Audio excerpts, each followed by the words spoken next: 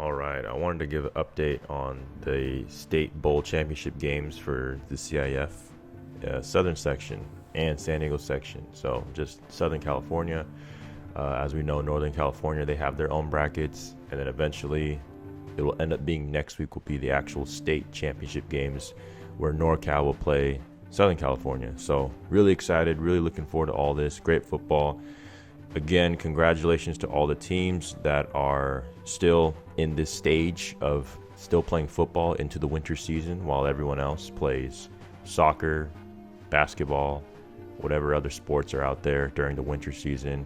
It's a privilege to be in this position, to be able to still be playing, practicing at night when it's cold and it gets dark quick, and when most of the teams have turned in their gear and equipment already. So again, shouts out to all the teams remaining. So I just want to get on this real quick and go over all the teams that are still in it, in pursuit, and kind of just my thoughts on the game and maybe the opponents and maybe the history of these schools, if I've heard of them or not, and kind of go over predictions and kind of the trajectory from there. So starting off strong, I wanted to get into Granite Hills and Mission Viejo. So this is the game that I predicted. I thought that Granite Hills would end up playing the winner of, I believe it's the Division 2 in Southern Section, which is still really good football. Consisted of the Mission Viejos, the Servites, the Gardena Serras, Long Beach Poly. So I guess Mission Viejo had ended up beating everybody in their bracket. The interesting thing was that Servite High School, for those that follow Orange County, Anaheim area, and their proficient ability to play football, they had an interesting run because both of these teams, not just Servite, but Mission Viejo too, were essentially underdogs throughout the whole process of this playoff run. So they ended up advancing all the way, and Mission Viejo ended up beating them. But it would have been interesting to see a Long Beach Poly or a Gardena Serra play Granite Hills, because Servite really wasn't that good. Mission Viejo ended up beating them pretty good at home. And Mission Viejo, to me, isn't the greatest team. But hey, if you're winning CIF for your division in the Southern section, you're pretty dang good in my opinion. So I think that this is going to be a pretty good game. Like I said, I predicted it. It's going to be a little bit more evenly matched. I have Granite Hills winning. They're going up to Mission Viejo to play. I hope they win. I want to see Granite Hills as successful as possible, and would be a really good matchup to see who they play up north if they advance to the state championship final. But you have to get past Mission Viejo first, and they're a solid team. They have good players. I don't think they have explosive dogs, but I think across the board they're just very well disciplined, really sound in how they play. It'll be interesting to see. So I got Granite Hills winning that game. That's at 7 o'clock Friday, and this is the Division 1 AA game. I think AA is higher, and I think A is lower. I think that's how it works, if that makes sense. So Division 1 AA is higher, and then Division 1A is lower, I think, but I'm not sure. The next game for Friday is going to be Birmingham High School versus Del Norte, and Del Norte is going to be playing at home. They got home field advantage, 7:30. This is going to be for the Division 3 AA championship.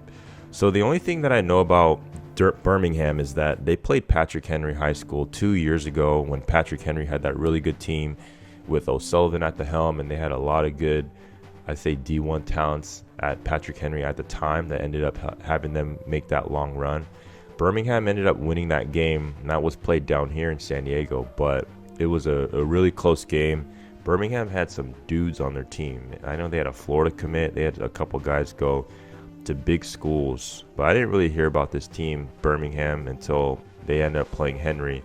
But based off of the opponents that they've played and beat, they look like a pretty good team. They look like they're pretty well coached. Beat Garfield to win their CIF championship. Beat Carson High School, Narbonne, Taft, El Camino Real, Chatsworth. So they beat all these teams. I think they're 11-2. It's going to be a hard matchup. I think Del Norte is a good coached team. They have a lot of players. They got good depth. I think they're on a roll. Offensively, I don't know how they're going to play because they haven't really been too good on offense. Their defense has really kept them in the game, in my opinion. But yeah, Del Norte is a good, solid team. And again, I was really impressed by how good of a team they were on that start when they beat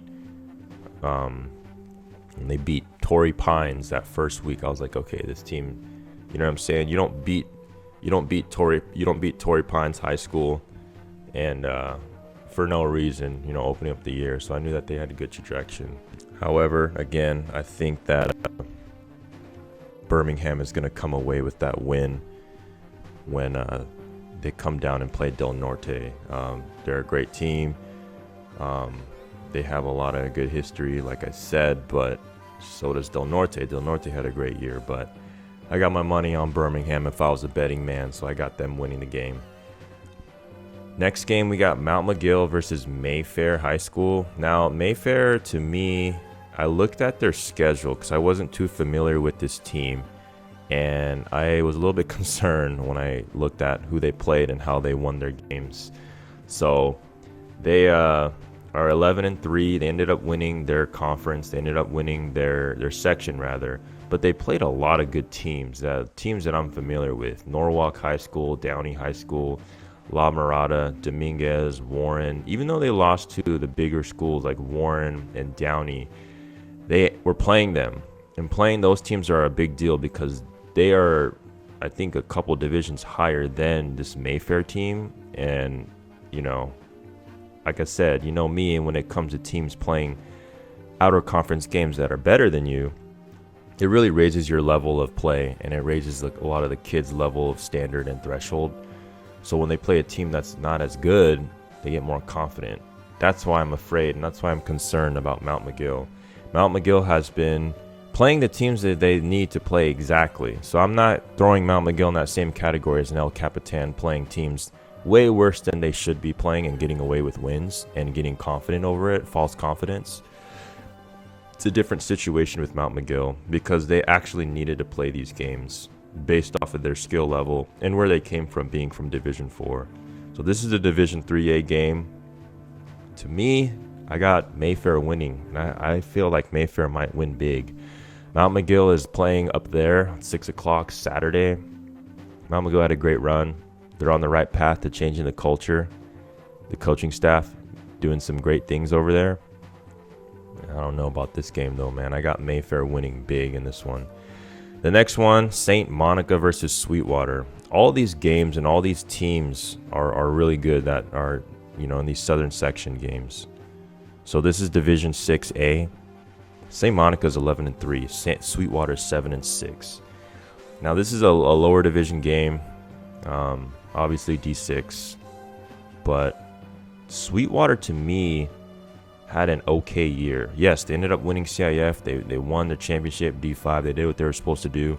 But I just didn't like what I was seeing from them specifically in terms of being able to advance and have a chance to win at these state bowl games, because to me, what gives me confidence in a team down here that can compete with a team up there is if they're blowing teams out here and they're looking good, being well sound coached and everywhere that they need to be, every play. And to me, Sweetwater, they lost too many games. 7-6, 7-5. I'm not sure. It might be a typo. But I don't know. I mean, I'm looking at these other teams that this St. Monica is playing. Locke, Fireball, shout out Josh Allen, Salesian, Bosco Tech, Montclair, Walnut. I'm not sure how these teams are. And I don't know too much information about them, to tell you the truth. So I got St. Monica winning over Sweetwater. Okay, the next game after that is 4 games on Saturday. This is the third game, the Division 1A State Bowl game, St. Bonaventure and St. Augustine. St. Bonaventure, to me, is a very solid team, one of those teams that is always up in this area, you know what I mean, in terms of postseason appearances. They won their CIF for their section. They got Saints. Saints is on a good run. Saints' defense is crazy. Like I said it once, I'm going to say it again. Saints is going to win state champion, not the CIF. They're going to win CIF Open, right, until 2025, but they're going to win the state championship if all their players stay. I'm telling you right now, 2 years in advance, 2 years prior, I'm looking into the future. They got that. But this year, they got a lot of underclassmen. They're going to be a little bit inexperienced. However, they got home field advantage. And I think that these teams are pretty solid and pretty even. St. Bonaventure got blown out by Lincoln High School earlier this year, and so did Saints. So on that, there's a common denominator. However, St. Bonaventure is a different element, a different type of team as well. And both these teams are Catholic schools. I'm just going to be biased and say Saints is going to win this game just off of pure heart. I think that this old Torrey Pines coach is a really good coach. He's able to really get these kids to buy in. That goes a long way, man. I'm telling you. I got Saints winning that game. Last game, La Jolla Country Day. Banning La Jolla Country Day, my favorite postseason team, ended up destroying Grossmont High School. I love it. Shout out to their coaches. Shout out to that boy, Jaden Mangini. That boy's a dog, bro. And same thing with number 12. Number 12 is a track star.